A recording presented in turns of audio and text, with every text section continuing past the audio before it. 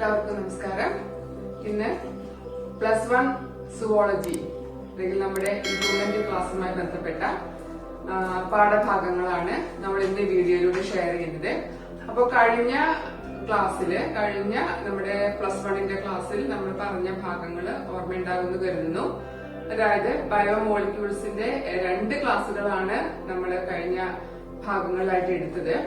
അതില് ആദ്യ ഭാഗത്ത് മൈക്രോമോളിക്യൂൾ, ബയോമാക്രോമോളിക്യൂൾ, പ്രൈമറി സെക്കൻഡറി മെറ്റബോളൈറ്റ്സ് തുടങ്ങിയ കാര്യങ്ങളൊക്കെ കവർ ചെയ്തിരുന്നു. അപ്പൊ കഴിഞ്ഞ ക്ലാസ്സിൽ നമ്മൾ ചെയ്തത്, രണ്ടാമത്തെ ക്ലാസ്സിൽ ചെയ്തത്, അതിലെ പ്രോട്ടീൻസ്, പോളിസാക്കറൈഡ്സ്, അമിനോ ആസിഡ്സ് തുടങ്ങിയ കാര്യങ്ങളെ കുറിച്ചൊക്കെ, ന്യൂക്ലിക് ആസിഡ്സ് കുറച്ചുകൂടി ഡീറ്റെയിൽഡ് ആയിട്ട് നമ്മൾ സംസാരിച്ചു. അപ്പോ ഇന്നത്തെ ക്ലാസ്സില് നമ്മൾ പറയാൻ പോകുന്നത് കഴിഞ്ഞ ക്ലാസ്സിൽ പറഞ്ഞു നിർത്തിയ ഭാഗത്തിന്റെ തുടർച്ച തന്നെയാണ്. അതായത് ന്യൂക്ലിക് ആസിഡ്സിനെ കുറിച്ച് പറഞ്ഞിരുന്നു. അവിടെ നിന്ന് നമുക്ക് സ്റ്റാർട്ട് ചെയ്യാം. അപ്പൊ ഇന്ന് ആ ന്യൂക്ലിക് ആസിഡ്സിന്റെ DNA-യുടെ സ്ട്രക്ചറിന്റെ കുറച്ച് ഡീറ്റെയിൽസും, പിന്നീട് നമുക്ക് പലതരം ബോണ്ടുകളെ കുറിച്ച് സ്ഥിരമായിട്ട് എക്സാമിൽ ചോദിക്കുന്ന ഒരു ഭാഗമാണ് ഈ പോളിമേഴ്സിൽ കാണുന്ന ബോണ്ടുകളെ കുറിച്ചിട്ടുള്ള ഒരു കാര്യം പറയാനുണ്ട്. പിന്നെ അത് കഴിഞ്ഞാൽ നമ്മള് മെറ്റബോളിസത്തിന്റെ അനബോളിസം, കാറ്റബോളിസം തുടങ്ങിയ കാര്യങ്ങള്. അപ്പൊ അങ്ങനെയുള്ള, അതായത് നമ്മള് നെക്സ്റ്റ് ഇമ്പോർട്ടന്റ് ആയിട്ടുള്ള ടോപ്പിക്കാണ് എൻസൈംസ്. അപ്പൊ അതിന്റേതായിരിക്കും അടുത്ത ക്ലാസ്. അപ്പൊ അതുവരെയുള്ള കാര്യങ്ങളെ കുറിച്ചിട്ടാണ് നമ്മൾ ഇന്ന് വീഡിയോയിലൂടെ പറയുന്നത്. അപ്പൊ നമുക്ക് സ്റ്റാർട്ടിങ് ന്യൂക്ലിക് ആസിഡ്സ് ആണ്. ന്യൂക്ലിക് ആസിഡ്സ് നമ്മൾ കഴിഞ്ഞ ക്ലാസ്സിൽ പറഞ്ഞു നിർത്തിയത് എവിടെ വരെയായിരുന്നു? ന്യൂക്ലിക് ആസിഡ്സ് പറഞ്ഞാൽ അവരുണ്ടായിട്ടുള്ളത് എങ്ങനെയാണ്? പോളിന്യൂക്ലിയോടൈഡ്സ് ആണെന്ന് പറഞ്ഞു. അതായത് ഒരുപാട് ന്യൂക്ലിയോടൈഡുകൾ ചേർന്നിട്ടാണ് ന്യൂക്ലിക് ആസിഡ്സ് ഉണ്ടാവുക, അല്ലെ? ആ ന്യൂക്ലിയോടൈഡ് എന്ന് പറഞ്ഞാൽ നൈട്രജൻ ബേസും ഷുഗറും ഫോസ്ഫേറ്റും ആണ് അതിലുണ്ടായിരിക്കുക. നൈട്രജൻ ബേസുകൾ പ്യൂരിൻസും പിരമിഡിൻസും ഉണ്ടെന്നും, അത് അഡിനിൻ, ഗ്വാനിൻ പ്യൂരിൻസും, പിന്നെ തൈമിൻ, സൈറ്റോസിൻ, യുറാസിൽ അത് പിരമിഡിൻസും ആണ്. ദെൻ നമ്മൾ പറഞ്ഞത് ഷുഗർ 2 തരത്തിൽ കാണാം ന്യൂക്ലിക് ആസിഡ്സിൽ. ഒന്നുകിൽ അത് റൈബോസ് ഷുഗർ ആകും, അല്ലെങ്കിൽ ഡിയോക്സി റൈബോസ് ഷുഗർ ആകും. അതിനെ അടിസ്ഥാനമാക്കിയിട്ടാണ് നമ്മൾ പേര് കൊടുത്തത്, അല്ലെ? ഷുഗർ കാണുന്നത് റൈബോസ് ആണെങ്കിൽ അതിന്റെ റൈബോ ന്യൂക്ലിക് ആസിഡ് അഥവാ RNA എന്നും, ഡിയോക്സി റൈബോസ് ഷുഗർ ആണെങ്കിൽ എന്താണ് പേര് വിളിക്കുക? That is deoxy റൈബോ nucleic acid എന്ന്. അപ്പൊ അങ്ങനെ DNA. അപ്പൊ ആ 2 പേരുകൾ നമ്മൾ കൊടുത്തു. ഇനി അതില് ന്യൂക്ലിക് ആസിഡ്സിന്റെ സ്ട്രക്ചറിലേക്ക് നമ്മളൊന്ന് നോക്കുകയാണെങ്കിൽ, അപ്പോ nucleic acids exhibit a wide variety of secondary structures. ഇപ്പൊ നമ്മൾ പ്രോട്ടീൻസിന്റെ സ്ട്രക്ചർ എന്ന് പറഞ്ഞിരുന്നു. പ്രോട്ടീൻസിലെ primary, secondary, tertiary and quaternary സ്ട്രക്ചറുകൾ ഉണ്ട് എന്ന് പറഞ്ഞിരുന്നു. അപ്പൊ ഇവിടെ ന്യൂക്ലിക് ആസിഡ്സിന്റെ കാര്യം നോക്കുകയാണെങ്കിൽ ഒരു wide variety of secondary structures ആര് കാണിക്കുന്നുണ്ട്? ന്യൂക്ലിക് ആസിഡ്സ് കാണിക്കുന്നുണ്ട്. ഫോർ എക്സാമ്പിൾ, നമ്മൾ അതിന് DNA-യുടെ കാര്യം എടുക്കുകയാണെങ്കിൽ, താഴെ ക്ലാസ്സിൽ പഠിച്ച കാര്യം തന്നെയാണ്. ഇപ്പൊ DNA-യുടെ കാര്യം നോക്കുകയാണെങ്കിൽ, DNA-യുടെ നമുക്കറിയാം ഏറ്റവും നമുക്ക് പരിചിതമായ ഒരു മോഡലാണ് ഏതാണ്? Double helical model of DNA. ഒരു പിരിയൻ ഗോവണിയുടെ രൂപത്തിലാണ് ഇതൊക്കെ പറഞ്ഞു പഠിച്ചിട്ടുണ്ടെങ്കിൽ ആ double helical model of DNA ഉണ്ട്. And it is proposed by, ഇപ്പോൾ ക്വസ്റ്റ്യൻ ആണ് വരുന്ന ഭാഗമാണ് നിങ്ങളുടെ MCQ ടൈപ്പ് എക്സാംസിനും അതുപോലെ നിങ്ങളുടെ പബ്ലിക് എക്സാമിനും ഒക്കെ ചോദിക്കുന്നതാണ്. പ്രപ്പോസ് ചെയ്തത് ആരാണ്? It is Watson and Crick ആണ്. വാട്സൺ ക്രിക്ക് മോഡൽ എന്ന് പറയും. It's a double helical model of DNA proposed by Watson and Crick. So ഈ മോഡൽ പറയുന്നത് എന്താണ്? The model says that DNA exist as a double helix. DNA എങ്ങനെ കാണുന്നത്? ഒരു double helix ആയിട്ടാണ് കാണുന്നത്. അപ്പൊ അതില് തീർച്ചയായിട്ടും നിങ്ങൾക്കറിയാം, ആ ചുറ്റി കിടക്കുന്നതിനെ ഒന്ന് നമ്മള് ചുറ്റഴിച്ചു കഴിഞ്ഞാൽ, നിങ്ങൾ അടുത്ത വർഷം പഠിക്കുന്ന ചുറ്റഴിച്ചു കഴിഞ്ഞാൽ നമുക്ക് എന്താ 2 സ്ട്രാൻഡുകളായിട്ടാണ് കാണാൻ പറ്റുക, അല്ലെ? 2 സ്ട്രാൻഡുകളായിട്ടാണ് കാണാൻ പറ്റുക. ഈ 2 സ്ട്രാൻഡുകളും എന്താണ്? Anti parallel. ദാറ്റ് മീൻസ് ഒരെണ്ണം ഇപ്പൊ ഇവിടുന്ന് ഇങ്ങോട്ടാണ് റൺ ചെയ്തതെങ്കിൽ മറ്റേത് എന്തായിരിക്കും? അവിടുന്ന് ഇങ്ങോട്ട്, ഒന്ന് ഇങ്ങോട്ടും ഒന്ന് ഇങ്ങോട്ടും. That is antiparallel. 2 സ്ട്രാൻഡുകൾ ഉണ്ട്, അത് ആന്റി പാരലൽ ആയിട്ടായിരിക്കും പോകുന്നുണ്ടാവുക. പിന്നെ ആ ഒരു ചെയിനിന്റെ ബാക്ക് ബോൺ എന്ന് പറയുന്നത് that is formed of sugar and phosphate. ഷുഗറും ഫോസ്ഫേറ്റും ചേർന്നിട്ടാണ് അതിന്റെ ആ ഒരു ബാക്ക് ബോൺ. നമ്മളൊരു ഫ്രെയിം ആയിട്ട് നിൽക്കുന്നത് എന്താണ്? ഷുഗറും ഫോസ്ഫേറ്റും ചേർന്നിട്ടാണ്. ആ ഒരു ബാക്ക് ബോണിൽ നിന്നും പ്രൊജക്റ്റിൽ നിൽക്കുന്ന രീതിയിലാണ് ആരെ കാണാൻ നൈട്രജൻ ബേസ്. ഞാൻ കാണിച്ചു തരാം. അപ്പൊ sugar and phosphate forms the backbone. അതിൽ നിന്നും പ്രൊജക്റ്റിൽ നിന്നും ആര്? Nitrogen base are projecting from that. എന്നിട്ട് അതിന്റെ ഉള്ളിലേക്ക് ഫേസ് ടു ഫേസ് ആയിട്ട്, ഇപ്പൊ ഇത് ഇങ്ങനെയാണ് ഈ സ്ട്രാൻഡ് നിൽക്കുന്നതെങ്കിൽ ഇതിന്റെ ഉള്ളിൽ ഇങ്ങനെയായിട്ട് എന്ത് കാണും? നൈട്രജൻ ബേസുകൾ കാണുന്നുണ്ട്. അത് ഫേസ് ടു ഫേസ് ആയിട്ട് ഇൻസൈഡിലേക്ക് കാണും. അപ്പൊ ആ നൈട്രജൻ ബേസുകളുടെ കാര്യത്തിൽ പറയുമ്പോൾ ഒരു കാര്യം കൂടെ പറയാനുണ്ട്. A and G of one strand compulsorily base pairs with T and C respectively on the other hand. അതായത് എങ്ങനെയാണ് ഇവർ പെയർസ് ഫോം ചെയ്യുക? നൈട്രജൻ ബേസുകൾ പെയർ ആയിട്ടാണ് കാണുക. എങ്ങനെയാണ് പെയർ ഫോം ചെയ്യുക? Adenine always pairs with thymine and cytosine with guanine. ATGC അഡിനിനും തൈമിനും കൂടെയാണ് പെയർ ഫോം ചെയ്യുക. ഗ്വാനിനും സൈറ്റോസിനും കൂടെയാണ് പെയർ ഫോം ചെയ്യുന്നത്. ഇനി അടുത്തൊരു ക്വസ്റ്റ്യൻ ആയിട്ട് വരിക, ഇപ്പൊ അഡിനും തൈമിനും കൂടെ പെയർ ചെയ്യുന്നു എന്ന് പറഞ്ഞു. അതിന്റെ ഇടയിൽ കാണുന്ന ബോണ്ട്, അവിടെ ഒരു ബോണ്ട് ഫോർമേഷൻ ആണോ നടക്കുക, ഏതാണ് ആ ബോണ്ട് എന്നാണ്. അപ്പൊ ഹൈഡ്രജൻ ബോണ്ടുകളാണ് ആ ബേസ് പെയറുകളുടെ ഇടയ്ക്ക് ഫോം ചെയ്തത്. So adenine pairs with thymine with 2 hydrogen bonds, guanine with cytosine by 3 hydrogen bonds. ചോദിക്കുന്നതാണ് കേട്ടോ. എയുടെയും ടിയുടെ ഇടയിൽ കാണാൻ 2 ഹൈഡ്രജൻ ബോണ്ടാണ്, ജിയുടെയും സിയുടെ ഇടയിൽ കാണാൻ 3 ഹൈഡ്രജൻ ബോണ്ടാണ്. ആ ഒരു ഭാഗം ഞാനിവിടെ ഹൈലൈറ്റ് ചെയ്തിട്ടുണ്ട്, നിങ്ങൾ ശ്രദ്ധിക്കേണ്ട ഭാഗമാണ്. ഇനി ഈ 2 സ്ട്രാൻഡുകളും നമ്മുടെ ഈ കോണിയുടെ പിരിയൻ ഗോവണിയാണെങ്കിൽ അതിന്റെ സ്റ്റെപ്പുകളായിട്ടാണ് അത് കാണുക അല്ലെ. Each strand appears like helical stair case, ഒരു സ്റ്റെയർ കേസ് പോലെ ഇങ്ങനെ കാണുന്നുണ്ട്. അതില് ഓരോ സ്റ്റെപ്പിന്റെ അകത്തും നമുക്ക് എന്ത് കാണാം? നൈട്രജൻ ബേസുകളെ കാണാൻ പറ്റും. ആ ഓരോ സ്ട്രാൻഡിന്റെയും ഈച്ച് സ്റ്റെപ്പ് ഓഫ് അസെന്റ്, അതായത് 36 ഡിഗ്രി. അപ്പൊ നിങ്ങൾ ആ 36 ഡിഗ്രിക്ക് ഒന്നും വലിയ ഒരു പ്രാധാന്യം കൊടുക്കണ്ട. അപ്പൊ ഈ പിരിയൻ ഗോവണിയുടെ നമുക്കറിയാം ഓരോ ടേണും എന്താണ്, നമുക്ക് ഓരോ സ്റ്റെയർ കേസിന്റെ ഓരോ സ്റ്റെപ്പായിട്ട് കണക്കാക്കാം. ആ സ്റ്റെപ്പിനകത്ത് ഉണ്ടായിരിക്കും നൈട്രജൻ ബേസുകൾ ഉണ്ടായിരിക്കും. ഓരോ ചുറ്റിലും നമുക്ക് എത്ര ബേസുകളെ കാണാൻ പറ്റുക? 10 ബേസ് പെയർസിനെയാണ് നമുക്ക് കാണാൻ പറ്റുക. 1 full turn of helical strand would involve 10 steps or 10 base pairs. ചിത്രത്തിൽ കാണിച്ചു തരാം. അപ്പൊ ആകെ നമ്മൾ ഒരു ടേണിന്റെ പിച്ച് എന്ന് പറയുന്നത് 34 ആംസ്ട്രോം ആണ്. അപ്പൊ നമ്മൾ നോക്കിക്കഴിഞ്ഞാൽ റൈസ് പെർ ബേസ് പെയർ, ഓരോ ബേസ് പെയറിന്റെ വേണ്ടി പറയാം 2 ബേസ് പെയറിന്റെ ഇടയിലുള്ള ഒരു സ്പേസ് എന്ന് പറയുന്നത് എത്ര വരിക? എത്രയാണ് അതിന് വരിക? 3.4 ആംസ്ട്രോം. അതായത് മൊത്തം പിച്ച് 34 ആണ്. അതിൽ 10 ബേസുകൾ ഉണ്ടെങ്കിൽ സ്വാഭാവികമായിട്ടും ഓരോ ബേസുകൾ തമ്മിലുള്ള എത്രയാണ് വരിക? 3.4 ആംസ്ട്രോം ആണ് വരിക. ഇത്തരം DNA പറയുന്ന പേരാണ് ബീറ്റ DNA. Sorry BDNA. ഒരുപാട് തരം DNA കളുണ്ട്. cDNA, അങ്ങനെ പല DNA ഉണ്ട്. അതിൽ ഇത് നമ്മൾ BDNA ആണ് ഈ പറഞ്ഞത്. ഇത് നോക്കൂ, ഇതാണ് നമ്മൾ പറഞ്ഞ കാര്യങ്ങൾ. ഒന്ന് ഇത് നോക്കി പറഞ്ഞുതരാം. അപ്പൊ 2 സ്ട്രാൻഡുകൾ ഉണ്ട് എന്ന് പറഞ്ഞു അല്ലെ. ഈ 2 സ്ട്രാൻഡുകളും ആന്റി പാരലൽ ആണ്. That means it runs in opposite direction. നിങ്ങൾ ചിത്രത്തിലേക്ക് നോക്കിക്കോളും. ഒരു സ്ട്രാൻഡ് 5' to 3'. ഈ 3ലേക്കാണ് 5' ആണ് തുടക്കം, ഇവിടെ 3' വന്ന് അവസാനിക്കുന്നു. അടുത്ത സ്ട്രാൻഡ് തുടങ്ങുന്നത് എങ്ങനെയാ? 3 തുടങ്ങി 5. അതായത് ഒരു സ്ട്രാൻഡിന്റെ 5' എൻഡിന്റെ അടുത്ത് വരെ ഏതായിരിക്കും? മറ്റേ സ്ട്രാൻഡിന്റെ 3' ആയിരിക്കും.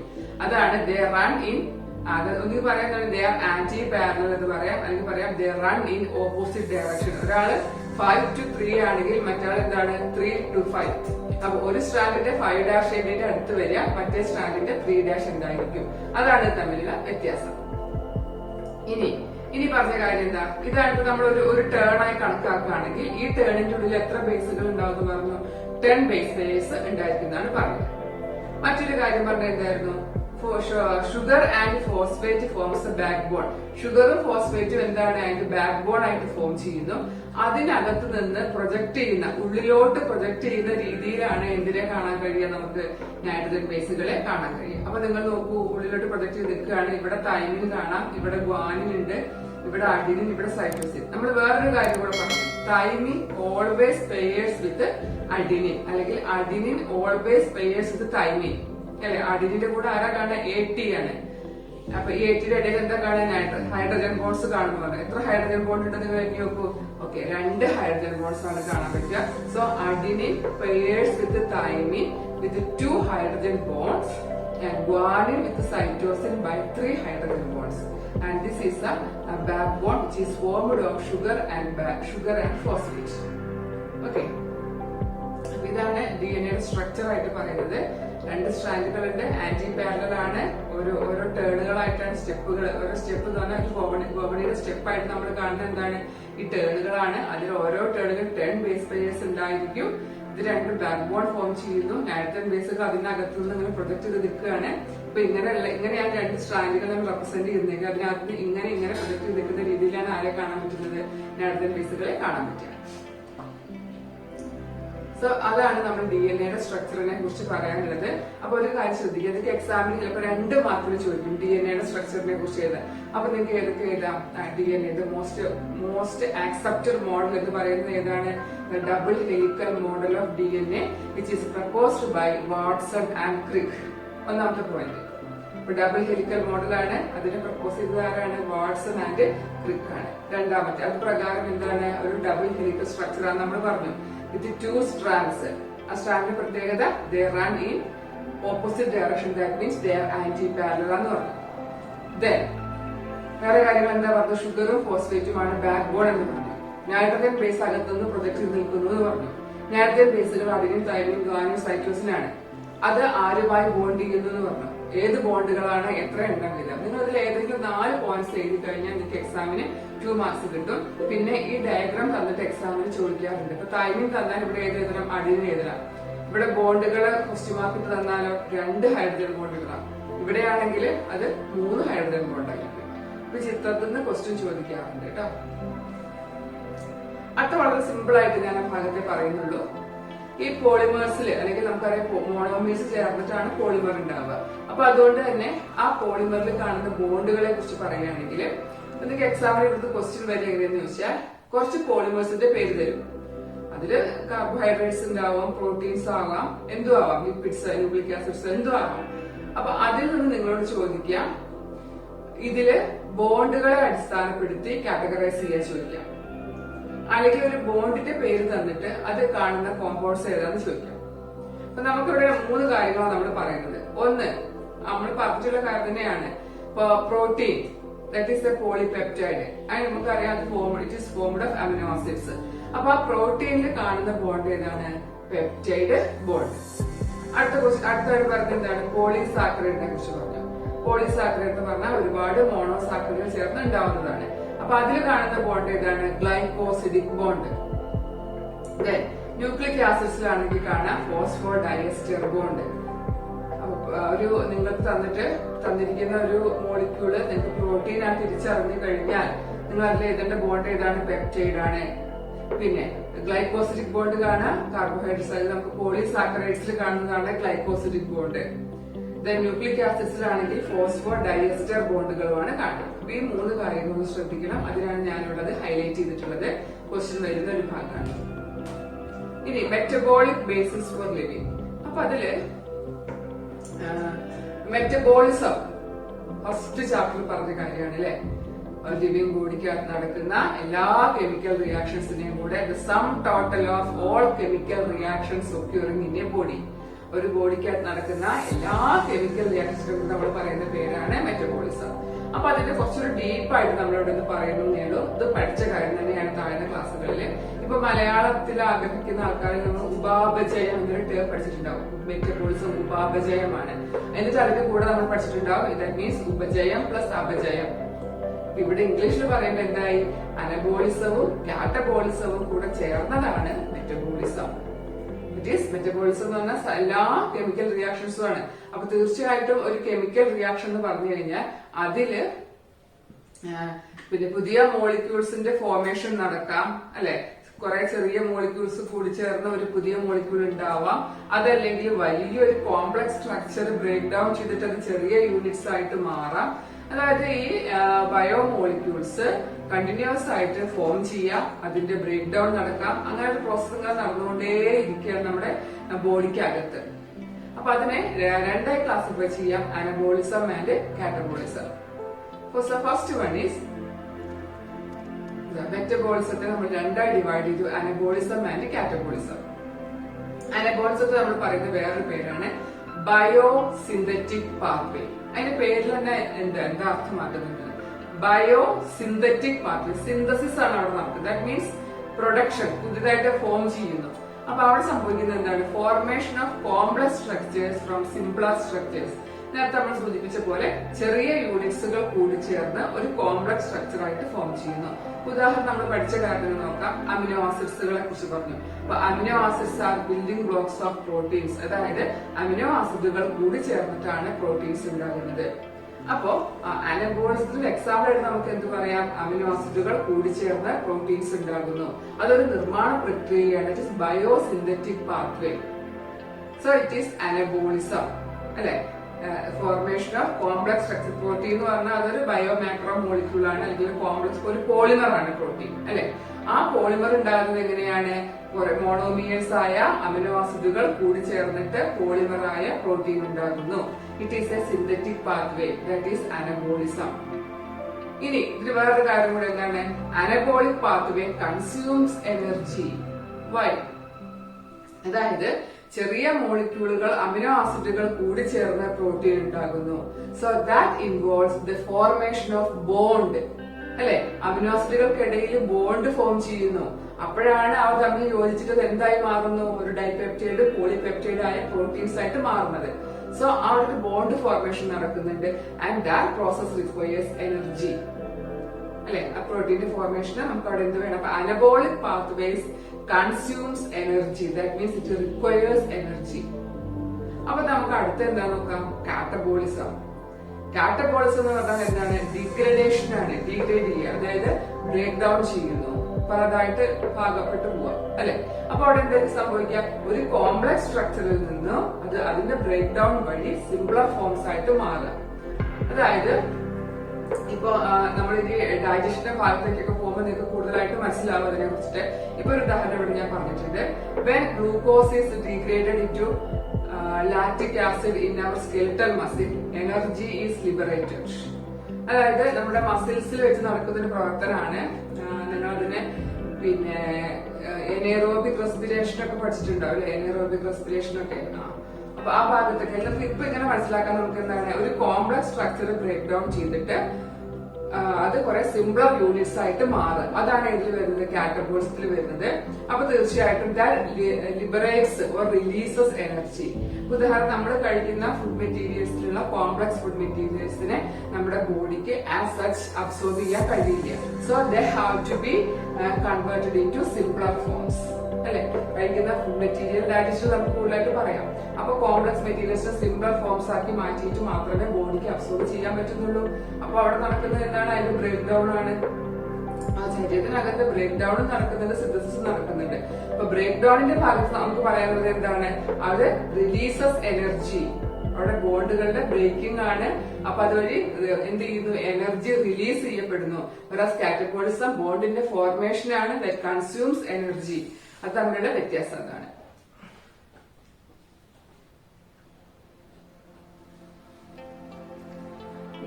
അടുത്തൊരു കാര്യം നിങ്ങൾക്ക് അറിയുന്ന തന്നെയാണ്. The most important form of energy currency in living system is the bond energy in A chemical. അതായത് നമ്മൾ പറയാറുണ്ട് which is the energy currency of the cell, which is ATP. ഇതിന്റെ മുഴുവൻ പേരാണ് അഡിനോസിൻ ട്രൈഫോസ്ഫേറ്റ്. നമ്മുടെ സിസ്റ്റത്തില് എനർജി സ്റ്റോർ ചെയ്തിട്ടുള്ള ഏത് രൂപത്തിലാണ്? അഡിനോസിൻ ട്രൈഫോസ്ഫേറ്റ് ആയ ATPയുടെ രൂപത്തിലാണ്. അതുകൊണ്ട് തന്നെ നിങ്ങൾ പല പിന്നെ ഫിസിയോളജി, പ്ലാന്റ് ഫിസിയോളജിയിലൊക്കെ പഠിച്ചിട്ടുണ്ടാവും അല്ലെ. എല്ലാത്തിലും അതായത് ഒരു റിയാക്ഷനിൽ നമുക്ക് എനർജി വേണമെങ്കിൽ അവിടെ നമ്മൾ അതിന് ATP ഉപയോഗപ്പെടുത്തുന്നു. ബിക്കോസ് ATP ആണ് എനർജി കറൻസി. അവിടെ എനർജി സ്റ്റോറേജ് ഉണ്ട്. ആ എനർജിയെയാണ് യൂട്ടിലൈസ് ചെയ്യുന്നത്. അപ്പൊ ആ കാര്യം ശ്രദ്ധിക്കുക. ഇപ്പൊ പറഞ്ഞത് എന്തായിരുന്നു? മെറ്റബോളിസത്തിന്റെ അനബോളിസവും കാറ്റബോളിസവും. അനബോളിസം എന്ന് പറഞ്ഞാൽ കൺസ്ട്രക്ഷൻ ആണ്, ബയോസിന്തസിസ് ആണ്, മറ്റത് ഡീഗ്രഡേഷൻ ആണ്. അനബോളിസത്തിൽ എന്താണ്? സിംപ്ലർ ഫോംസുകൾ കൂടി ചേർന്നിട്ട് കോംപ്ലക്സ് ഫോം ഉണ്ടാകുന്നു. മറ്റത് കോംപ്ലക്സ് ഫോം ബ്രേക്ക് ഡൗൺ ചെയ്ത് സിമ്പിൾ ഫോംസ് ഉണ്ടാകുന്നു. അനബോളിസം എനർജിയെ കൺസ്യൂം ചെയ്യുന്നു. കാറ്റബോളിസം എനർജിയെ റിലീസ് ചെയ്യുന്നു. ഓക്കെ. ഇനി നെക്സ്റ്റ് ആയിട്ട് നമുക്ക് പറയാനുള്ള ഒരു ഇൻട്രൊഡക്ഷൻ ഭാഗം മാത്രമേ ഇതിൽ വരുന്നുള്ളൂ കേട്ടോ. ഞാൻ സൂചിപ്പിച്ചു ഈ ചാപ്റ്ററിൽ നിന്ന് എക്സാമിന് കൂടുതൽ ക്വസ്റ്റ്യൻ വരുന്ന ഒരു ഏരിയയാണ് എൻസൈംസ് എന്ന് പറയുന്ന ഏരിയ. അപ്പൊ അതിന്റെ ഒരു ക്ലാസ്സിലായിട്ട് ഞാനിപ്പോ എൻസൈംസ് പറഞ്ഞു കഴിഞ്ഞാൽ അത് ഒരുപാട് ഉണ്ടായിരിക്കും. അപ്പൊ അതുകൊണ്ട് ഞാൻ അത് സ്പ്ലിറ്റ് ചെയ്തിട്ടാണ് പറയുന്നത്. അപ്പൊ എൻസൈമിനെ കുറിച്ചൊരു ഇൻട്രൊഡക്ഷൻ നമുക്ക് ഇവിടെ കിട്ടുന്നുണ്ട്. എൻസൈംസ് എന്താണ് എന്നുള്ളതൊക്കെ. ഇനി നെക്സ്റ്റ് ക്ലാസ്സിലേക്ക് പോകുമ്പോൾ എൻസൈമുകൾ എന്തിനാണ്, ഇപ്പൊ നമ്മളൊരു കാര്യം പറഞ്ഞത് എങ്ങനെയാണ് വർക്ക് ചെയ്യുക, എന്തൊക്കെ ഫാക്ടേഴ്സ് ആണ് എൻസൈമിനെ അഫക്ട് ചെയ്യുന്നത് തുടങ്ങിയ അതിന്റെ ഡീറ്റെയിൽഡ് ആയിട്ടുള്ള കാര്യങ്ങൾ നെക്സ്റ്റ് ക്ലാസ്സിലായിരിക്കും ഞാൻ പറയാം. ഇപ്പൊ അതിന്റെ ഇൻട്രൊഡക്ഷൻ ആണ് പറയുന്നത്. സോ എൻസൈംസ് നിങ്ങൾ കേട്ടിട്ടുണ്ടാവും എൻസൈംസ് ഉള്ളത്. അതായത് നമ്മളിപ്പോ കെമിസ്ട്രിയിലാണെങ്കിൽ നിങ്ങൾക്ക് കാറ്റലിസ്റ്റ് എന്നുള്ള വാക്ക് അറിയുന്നുണ്ടാവും. കാറ്റലിസ്റ്റ് അല്ലെ, കെമിക്കൽ റിയാക്ഷൻസിന്റെ സ്പീഡിനെ ഒക്കെ ബാധിക്കുന്ന അല്ലെങ്കിൽ സ്പീഡ് കൂട്ടാനൊക്കെ ഉപയോഗിക്കുന്നതാണ് കാറ്റലിസ്റ്റ്. അപ്പൊ ഇവിടെ നമ്മൾ പറയുന്ന എൻസൈമുകൾ എന്ന് പറഞ്ഞാൽ enzymes are biological catalyst. That means they increases the rate of reaction in എവിടെയാണ് ലിവിംഗ് ഓർഗാനിസങ്ങളുടെ അകത്ത്, അല്ലെങ്കിൽ നമ്മൾ നേരത്തെ പറഞ്ഞ നമ്മുടെ മെറ്റബോളിക് പ്രോസസ്സുകളെ അതിന്റെ കാറ്റലൈസ് ചെയ്യുന്ന ആളുകളാണ് enzymes. So they are biological catalyst. ശ്രദ്ധിക്കുക. Then almost all enzymes are proteins. ശരിക്കും നമുക്ക് പറയായിരുന്നു all enzymes are proteins but all proteins are not enzymes. അതായത് മിക്ക ഓൾമോസ്റ്റ് ഓൾ എന്ന് തന്നെ പറയാം, എല്ലാ എൻസൈമുകളും എന്താണ് പ്രോട്ടീൻസ് ആണ്. പക്ഷെ എല്ലാ പ്രോട്ടീനുകൾക്കും എൻസൈമാറ്റിക് പ്രോപ്പർട്ടി ഇല്ല. അതായത് എല്ലാ പ്രോട്ടീനുകളും എൻസൈമായിട്ട് പ്രവർത്തിക്കുന്നില്ല എന്നുള്ളതാണ് ശ്രദ്ധിക്കേണ്ടത്. അപ്പൊ നമ്മുടെ ഓൾമോസ്റ്റ് എന്ന് പറയാനുള്ള ഒരു കാരണം എന്താണെന്ന് വെച്ചാല് there are some nucleic acids that behave like enzymes. Nucleic ആസിഡുകൾ എൻസൈമായിട്ട് ആക്ട് ചെയ്യുന്നുണ്ട്. അവരെ പറയുന്ന പേരാണ് ribozyme. Some nucleic acids that behave like enzymes, it is called ribozymes.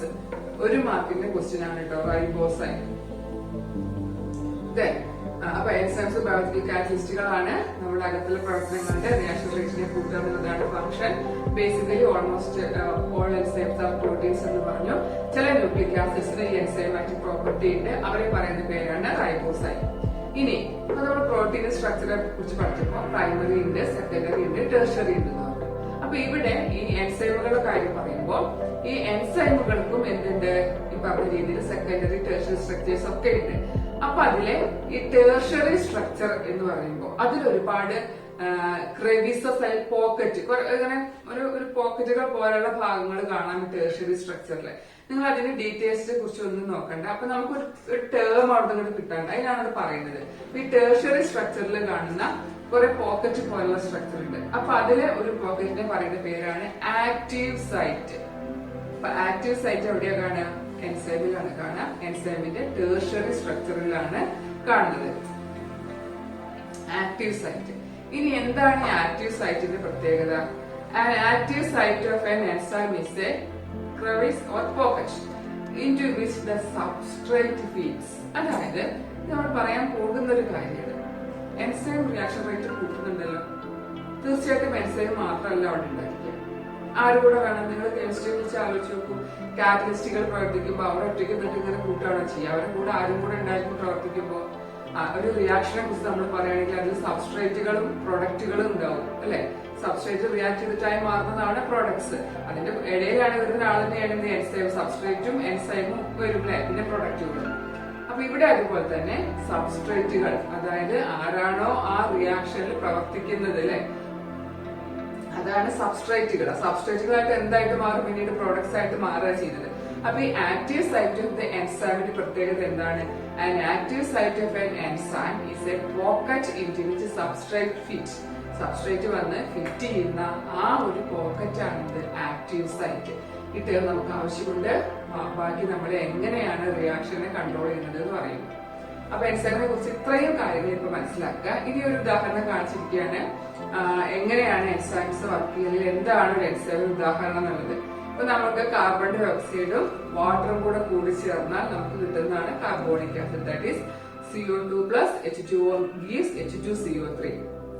അപ്പൊ ആ റിയാക്ഷൻ ഇത് രണ്ട് രീതിയിൽ നടത്തി നോക്കുന്നുണ്ട്. അതായത് വിത്തൗട്ട് എൻ എൻസൈം, എൻസൈം ഇല്ലെങ്കിൽ അതിന്റെ റേറ്റ് എത്രയാണ് എന്നുള്ളതും എൻസൈമിന്റെ പ്രസൻസിൽ അതിന്റെ റേറ്റ് എത്രത്തോളം കൂടുന്നു എന്നുള്ള രണ്ട് കാര്യങ്ങളാണ് നിങ്ങൾ ബുക്കിൽ പറഞ്ഞിട്ടുണ്ട്. ഞാൻ ഇവിടെ ഇത് എടുത്ത് വെക്കാൻ കാരണം ഈ ക്വസ്റ്റ്യൻ 1 മാർക്കിൽ ചോദിക്കും. വേറെ ഒന്നുമല്ല ചോദിക്കുക, എൻസൈമിന്റെ പേര് അല്ലെങ്കിൽ പ്രൊഡക്റ്റിന്റെ പേര് ചോദിക്കും. അപ്പൊ അതിങ്ങനെ പഠിക്കുക. CO2 plus H2O gives H2CO3. ആ റിയാക്ഷനെ കാറ്റലൈസ് ചെയ്യുന്ന എൻസൈമാണ് കാർബോണിക് ആൻഹൈഡ്രേസ്. കാർബോണിക് ആൻഹൈഡ്രേസ് ഈ പേര് പ്രത്യേകം ശ്രദ്ധിക്കുക. CO2 plus H2O gives H2CO3 carbonic acid ആണ്. നിങ്ങൾക്ക് അറിയുന്ന തന്നെയാണെന്ന് അറിയാം. ഇതിന്റെ പേരാണ് കാർബോണിക് ആൻഹൈഡ്രേസ്. അതൊരു കാറ്റലിസ്റ്റ് ആണ്. സ്ഥിരമായിട്ട് 1 മാർക്കിന്റെ ക്വസ്റ്റ്യൻ ആണ് ഇവിടുന്ന് വരാം. അപ്പൊ ഇത്രയും കാര്യങ്ങളാണ് ഇന്നിപ്പോ ഞാനിവിടെ സൂചിപ്പിച്ചിട്ടുള്ളൂ. വളരെ കുറച്ച് കാര്യങ്ങൾ എന്ന് ഞാൻ പറഞ്ഞിട്ടുള്ളൂ. കാറ്റഗോറിസ്, അനബോളിസം, എൻസൈമിന്റെ ഇൻട്രൊഡക്ഷനും, പിന്നെ 3 തരം പെപ്റ്റൈഡ് ബോണ്ട്, പ്രോട്ടീൻസില് ഗ്ലൈക്കോസിഡിക് ബോണ്ട്, പോളിസാക്കറൈഡ്സില് ഫോസ്ഫോഡൈഎസ്റ്റർ ബോണ്ട്, ന്യൂക്ലിക് ആസിഡ്സില്, പിന്നെ DNA സ്ട്രക്ചറിനെ കുറിച്ചിട്ട് പറഞ്ഞു. അപ്പോ ഇന്ന് ഞാൻ പറഞ്ഞ ഭാഗങ്ങളിൽ തന്നെ നമുക്ക് 2 മാർക്ക് DNA സ്ട്രക്ചർ ആ ഭാഗങ്ങൾ സ്ഥിരമായിട്ട് ചോദ്യം വരുന്നതാണ്. ഒന്ന് ചിത്രം ലേബൽ ചെയ്യാൻ ചോദിക്കും, അല്ലെങ്കിൽ 4 പോയിന്റ്സ് എഴുതാൻ ചോദിക്കും. പിന്നെ ബോണ്ടുകളുടെ ഭാഗത്ത് ക്വസ്റ്റ്യൻ വരുന്നതന്നെയാണ്. 2 മാർക്കിന്റെ ക്വസ്റ്റ്യൻ ബോണ്ടുകളിൽ നിന്ന് വരും. പിന്നെ ഇവിടുന്ന് നമുക്കിപ്പോ ATP ചോദിക്കാം, അതല്ലെങ്കിൽ ഇതിനെ തമ്മിൽ ജസ്റ്റ് ഒന്ന് ഡിഫറൻഷിയേറ്റ് ചെയ്യാൻ അറിഞ്ഞിരിക്കുക. ഏതിലാണ് എനർജി റിക്വയർ ചെയ്യുന്നത് അല്ലെങ്കിൽ കൺസ്യൂം ചെയ്തത്, ഏതിലാണ് എനർജി ഫ്രീ ആക്കുന്നത്. പിന്നെ എൻസൈമിന്റെ ഭാഗത്ത് ഈ ഒരു കാര്യം, ഇതെല്ലാം എക്സാം പോയിന്റ് ഓഫ് വ്യൂല് ഇമ്പോർട്ടന്റ് ആയിട്ടുള്ള കാര്യങ്ങളാണ്. അപ്പൊ ഇത്രയും കാര്യങ്ങൾ നിങ്ങളൊന്ന് പഠിച്ചിരിക്കുക. എന്നിട്ട് അടുത്ത ക്ലാസ്സിൽ നമുക്ക് എൻസൈമിനെ കുറിച്ചിട്ട് നമുക്ക് ഡീറ്റെയിൽഡ് ആയിട്ട് പഠിക്കാം. എൻസൈമിന്റെ how the enzyme increases rate of chemical reaction, 2 മാർക്കിന്റെ ചോദ്യം. പിന്നെ ആക്ടിവേഷൻ എനർജി എന്നൊരു കൺസെപ്റ്റ് അതിൽ വരുന്നുണ്ട്. പിന്നെ what are the factors that effect chemical reaction, enzyme reaction, temperature, pH തുടങ്ങിയ സബ്സ്ട്രേറ്റ് കോൺസെൻട്രേഷൻ, ആ ഭാഗം ക്വസ്റ്റ്യൻ വരുന്നതാണ്. പിന്നെ മറ്റൊരു കാര്യമായിട്ട് അവിടെ ചോദിക്കാറുള്ളത് കോർ ഫാക്ടേഴ്സ്, പ്രോസ്തറ്റിക് ഗ്രൂപ്പ്, അങ്ങനെ ഒരു ഏരിയയും കൂടെ ഉണ്ട്. അപ്പൊ ക്വസ്റ്റ്യൻസ് മേജർ ആയിട്ട് വരുന്ന ഒരു ഭാഗമാണ് എൻസൈംസ്. അത് നമുക്ക് അടുത്ത ക്ലാസ്സിൽ കവർ ചെയ്യാം. അപ്പോഴേക്കും നിങ്ങൾ ഇതൊക്കെ അത് പഠിച്ചു വരാം. അപ്പോ മനസ്സിലായി എന്ന് വിശ്വസിക്കുന്നു. നിങ്ങൾക്ക് സംശയങ്ങൾ ഉണ്ടെങ്കിൽ കമന്റ് ബോക്സിലൂടെ ചോദിക്കാവുന്നതാണ്. ഇത് നമ്മുടെ ചാനൽ സബ്സ്ക്രൈബ് ചെയ്തിട്ട് കഴിഞ്ഞാൽ നിങ്ങൾക്ക് ഫസ്റ്റ് ഇയർ ക്ലാസ്സുകളും സെക്കൻഡ് ഇയർ ക്ലാസ്സുകളും നമുക്ക് എക്സാം ആവുന്ന സമയത്ത് നമുക്ക് എന്ത് ചെയ്യാം, പ്രീവിയസ് ഇയേഴ്സ് ക്വസ്റ്റ്യൻസ് തന്നെ ക്വസ്റ്റ്യൻ പേപ്പർ വൈസ് നമുക്ക് കവർ ചെയ്ത് പോവാം. ഓരോ ചാപ്റ്റർ വൈസും ഓരോ ഇയർ വൈസുമായിട്ട് നമുക്ക് നോക്കാം. അപ്പൊ നിങ്ങൾക്ക് തീർച്ചയായിട്ടും ഉപകാരപ്രദമാവും. എക്സാമിന് കുറച്ചുകൂടെ നന്നായിട്ട് പ്രിപ്പയർ ചെയ്യാൻ പറ്റും. അപ്പൊ എന്തായാലും ഇപ്പോൾ ടീച്ചർ നിർത്തട്ടെ. മറ്റൊരു വീഡിയോ ആയിട്ട് വരുന്നത് വരെ നന്ദി.